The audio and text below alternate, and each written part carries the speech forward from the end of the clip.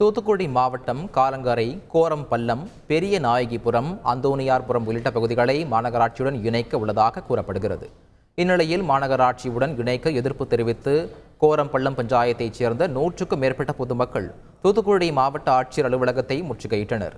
மாநகராட்சியுடன் இணைத்தால் வரிகள் உயர வாய்ப்புள்ளதாகவும், விவசாய கூலி தொழிலாளர்கள் என்பதால் சிரமமாக இருக்கும் என்றும் அவர்கள் தெரிவித்தனர். எல்லாம் விவசாயத்தை நம்பி போயிட்டு இருக்கு, 100 நாள் நம்பி போயிட்டு இருக்கிறாங்க. இது மாநகராட்சி தப்பு மிகவும் வருத்தத்தோட இதான் இருக்குது.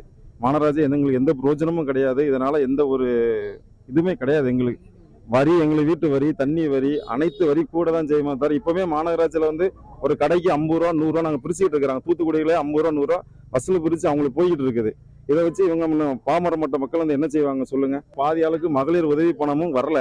விதவைகளுக்கு மாசம் மாசம் பணம் வருது, அதுவும் கிடைக்க மாட்டேங்குது. ரொம்பவும் மக்கள் ரொம்ப அவதிப்பட்டுக்கிட்டு கஷ்டப்பட்டுக்கிட்டு தான் இருக்கிறாங்க. எங்களுக்கு மாநகராட்சி இதுமேல் வேண்டாம், எங்களுக்கு தேவையில்லை. செய்திகளை உடனுக்குடன் தெரிந்து கொள்ள உடனே சப்ஸ்கிரைப் பண்ணுங்க.